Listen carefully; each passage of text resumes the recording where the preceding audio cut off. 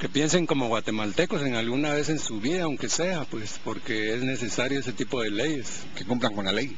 Todo debe ir por etapas y cuando se compruebe que alguien realmente está incurriendo en anomalías y violando la ley, debe ser penalizado conforme se estipula. Que tiene que ser consciente de lo que está viviendo pues el país, la gente, pues va, eso es lo que le diría, que tienen que estar conscientes de cómo está la situación. Que se ajusten más las leyes, porque las leyes son aquí muy débiles en esas situaciones. Puede ser que ellos sí pueden matar, están impunes en esas situaciones. Pero si un pobre llega a hacer algo, lo acribillan con tantos años en prisión.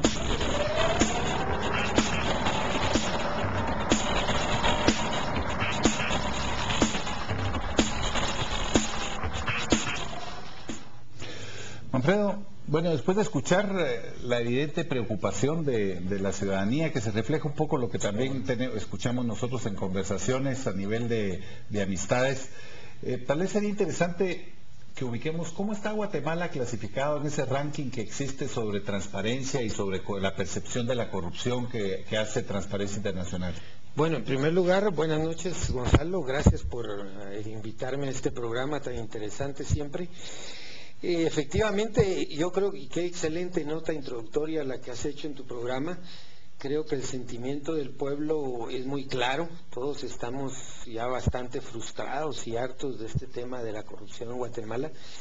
Y respondiendo a tu pregunta, Guatemala está ubicada en los peores lugares a nivel mundial. Estamos junto con países africanos a nivel de corrupción.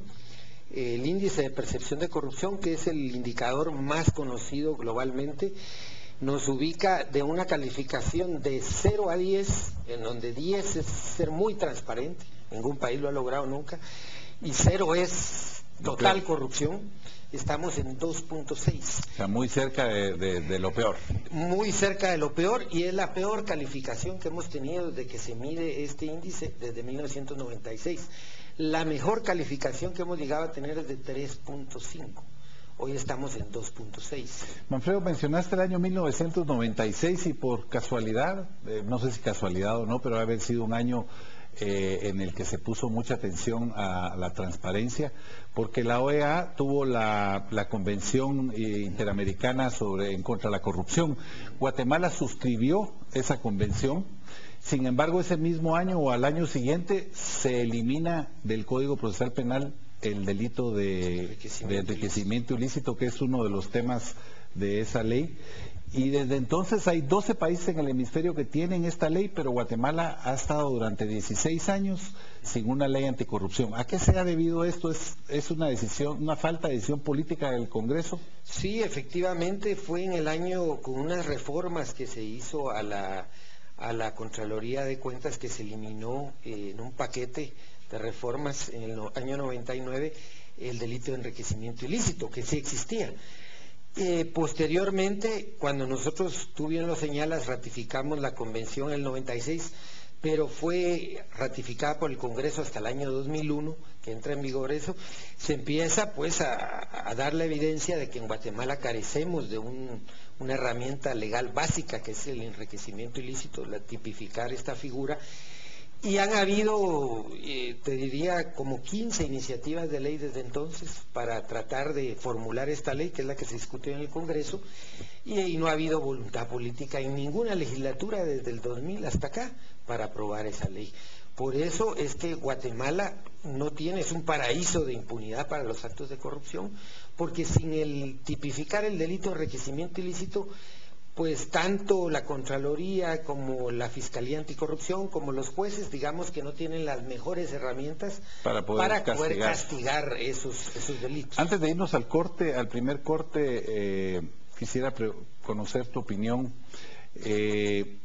Emisoras Unidas inició una campaña muy positiva tratando de comprometer a los diputados, y Acción Ciudadana hizo algo similar en el in situ, en el propio Congreso. ¿Cuántos diputados finalmente se comprometieron a aprobar una ley anticorrupción correcta? Hasta el día de hoy son 70 los que han firmado el compromiso, 70 diputados. Nosotros creemos que sí hay en algunas bancadas, sobre todo en las minoritarias, que son las que se han expresado más claramente, hay un compromiso de palabra hasta hoy de aprobar la ley. Sin embargo, vemos que lo que pasó el día de hoy, yo creo que realmente no es casual, obedece a que los diputados ven en esta, una buena parte de diputados ven en esta herramienta algo que les puede perjudicar a los intereses. Bien, hasta descontrolar el tablero. Sí, que me parece un argumento súper realmente jalado de la manga, como decimos, porque incluso trabajaron sin el famoso tablero electrónico durante toda la vida y ahora no pueden hacerlo sin el tablero porque no dejó de funcionar una vez. O sea, si hay voluntad política hubieran hecho esa sesión sin tablero y cuentan nominalmente, sí. Pero vamos a ir a un corte, vamos a tener en la línea al diputado Roberto Alejos por la línea telefónica, vamos a ver que nos cuente un poquito las interioridades de la sesión de hoy y luego continuaremos con esta entrevista.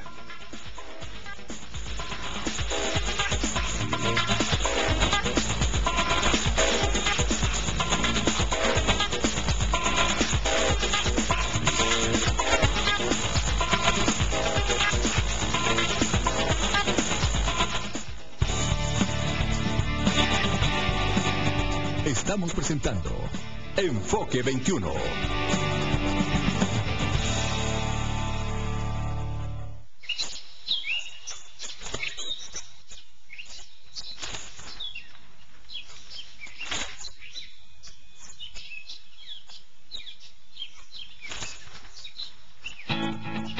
Somos el primer diario de Guatemala en crear una aplicación para tablets, con acceso a la edición de hoy o días anteriores, con noticias de última hora, con 2 periódicos en una misma aplicación. Cambie con el siglo, porque el siglo cambia a cada momento. Siglo XXI. Inversiones y Bolsa brinda información acerca de los principales mercados financieros del mundo, orientado a informar y educar acerca de mercados como el oro, el petróleo o el café y las principales monedas e índices bursátiles. Inversiones y Bolsa, todos los lunes y jueves, minutos después de las 8:30 de la noche. Canal Antigua, mira sin límites. Soy Quique Godoy y bienvenidos a Quique Godoy, ahora hace Este Oeste. Sigue el debate de alto nivel de los temas de la coyuntura nacional, ahora bajo la conducción del analista Quique Godoy. Este Oeste, más de 7 años en el aire, lo posicionan como referente del acontecer nacional.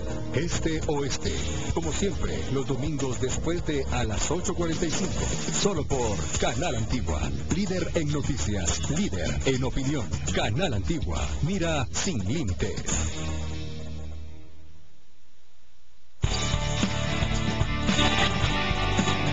Estamos presentando Enfoque 21.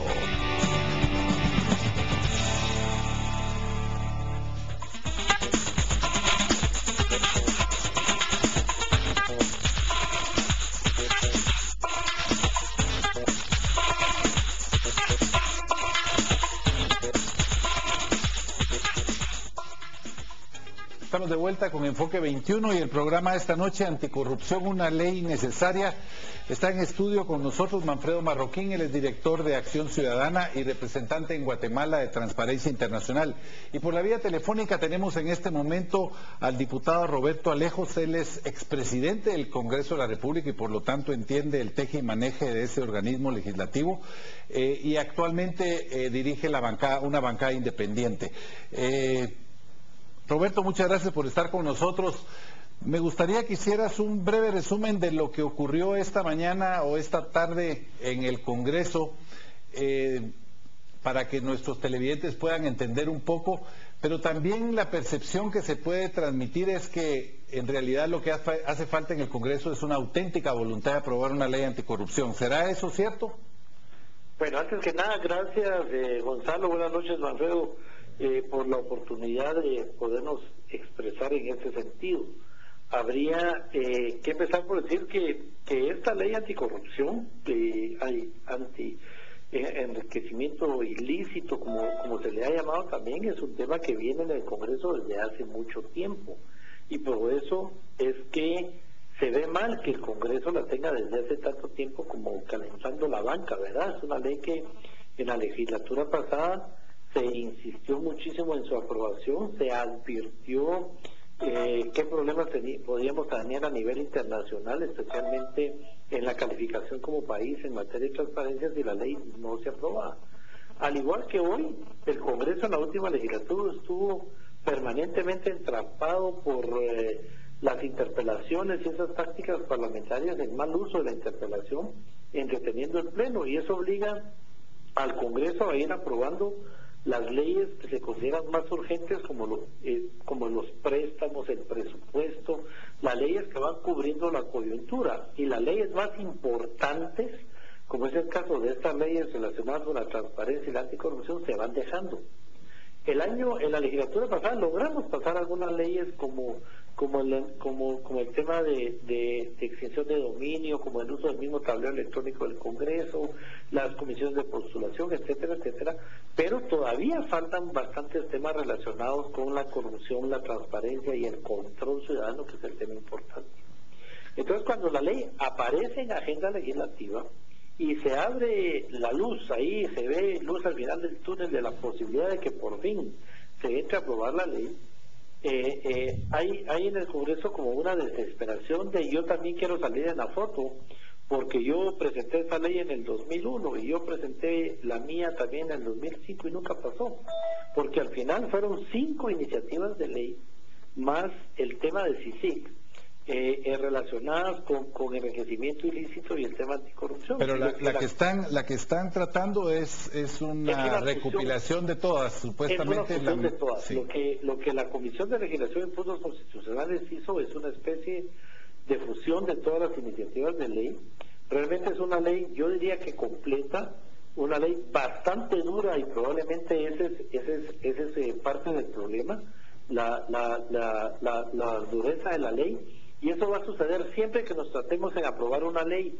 Mientras más nos tardemos en aprobarla, se tiene que ir volviendo una ley más fuerte, más rígida, más exigente, como está pasando en estos momentos. ¿Y habrá voluntad política de las bancadas? Porque todas las bancadas se han comprometido a aprobar esta ley. Sin embargo, cosas como la de hoy, hace un año, según explicabas, trabajábamos sin el tablero electrónico.